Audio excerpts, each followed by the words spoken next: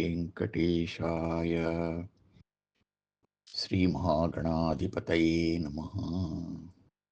శ్రీరామకృష్ణగురవే నమః. సర్వశర్వశివస్థాణుః భూతాదిర్నిధిరవ్యయః సంభవో భావనో భర్త ప్రభవః ప్రభురీశ్వరః.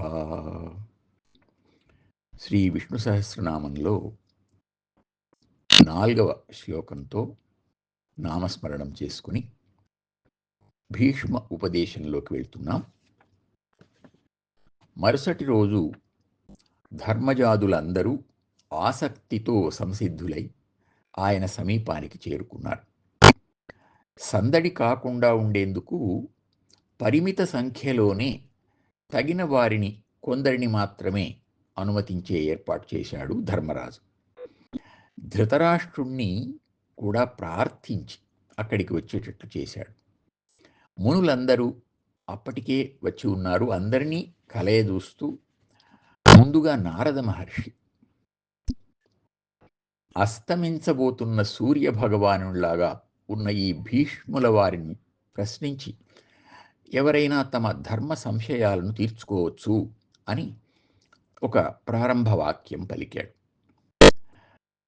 ప్రశ్నించే పాటవం లేక అందరూ ఒకరి మొగాలొగరు చూసుకుంటూ ఉండగా ధర్మరాజు శ్రీకృష్ణుని ప్రార్థించాడు ప్రారంభించమని. ఆ స్వామి భీష్మునికి దగ్గరగా చేరి కుశల ప్రశ్నలు వేయగా ఆయన కృష్ణుని దయతో తాను అన్ని విధాల స్వస్థంగా సంసిద్ధంగా వృద్ధుణ్ణైనా యువకుడిలాగా ఉన్నాను అని కృతజ్ఞతాపూర్వకంగా తెలియజేశాడు. అయితే నీవే చెప్పకుండా నన్నెందుకు నియోగిస్తున్నావు అని తన సందేహాన్ని విన్నవించాడు.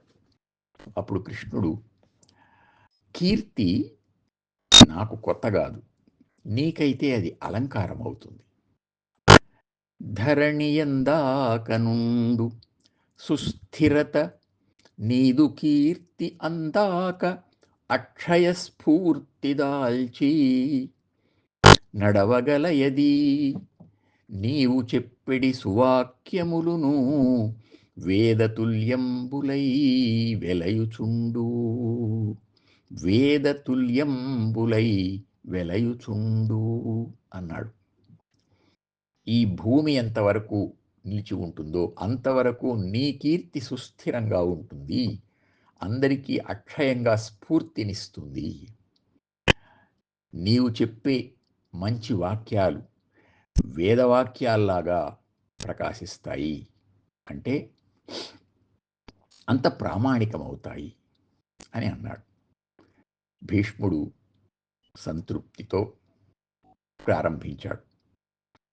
మొదట ధర్మరాజు ధార్మిక తత్వాన్ని ప్రత్యేకించి అనేక విధాల ప్రశంసించి, అంతటి ధర్మనిష్ఠుడు నా నుండి తెలుసుకోదగింది ఏదైనా తెలుసుకోవచ్చు అన్నాడు.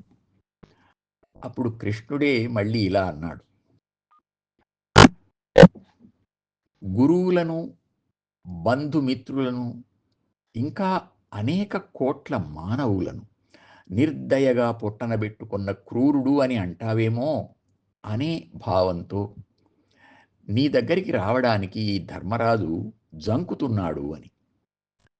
దానికి భీష్ముడు, అయ్యో కృష్ణ, బ్రాహ్మణులకు వేదాధ్యయనం మొదలైన పనులు ఎలా కర్తవ్యాలో అలాగే రాజులకు ధర్మయుద్ధాలు కర్తవ్యాలే కదా.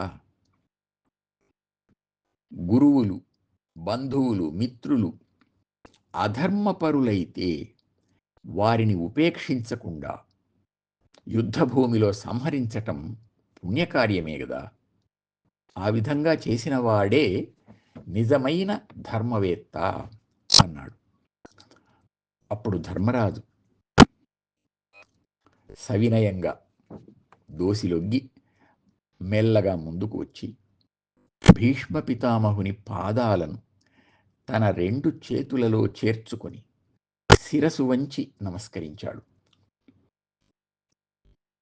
అప్పుడు ధర్మజుణ్ణి దగ్గరికి తీసుకుని అతని శిరస్సు మీద తన ముఖం చేర్చి మూర్కొని ఆదరించి కూర్చోమని నియోగించాడు భీష్ముడు. ఏమీ సందేహింపక ఏదైనా అడుగు నాయనా అని ఆత్మీయంగా పలికాడు. అప్పుడు ధర్మరాజు, పితామహ, మానవులందరూ చతుర్విధ పురుషార్థాలను కోరుతారు.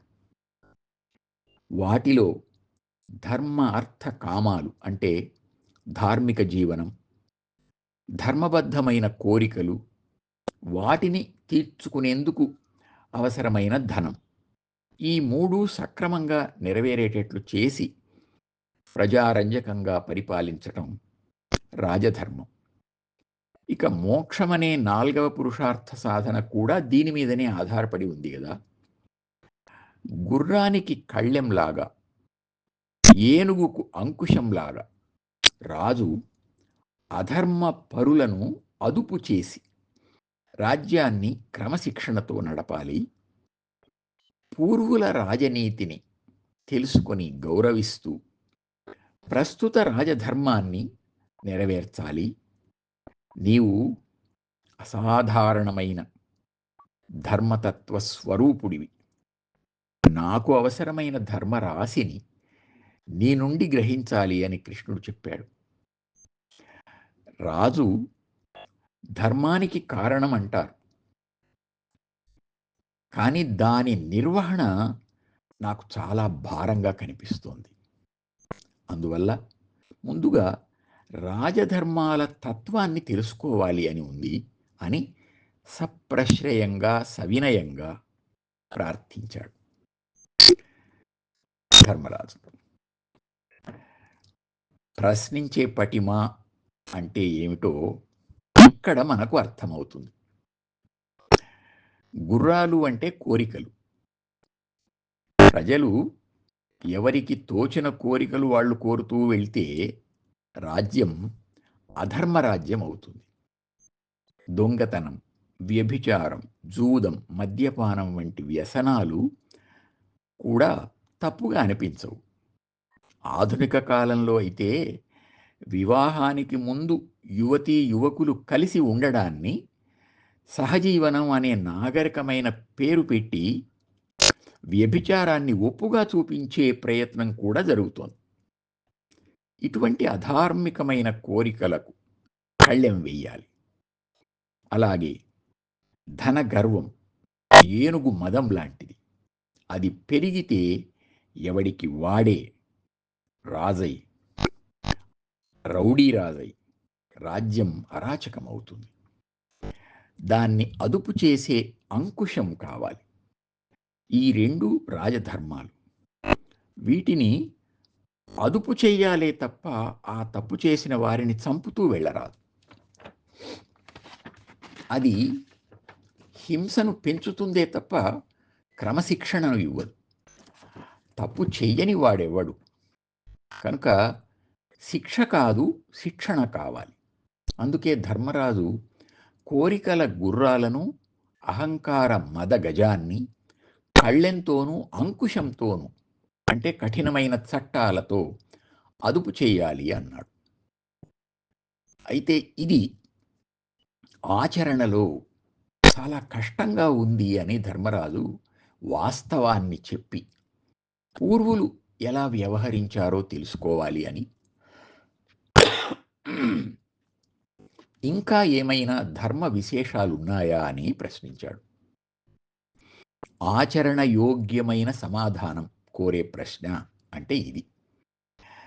దీనికి పండిన అనుభవంతో నిండుగా ఉన్న భీష్ముల వారి వివరణాత్మక సమాధానాన్ని తరువాతి కార్యక్రమంలో తెలుసుకుందాం. ఓం నమో వెంకటేశాయ.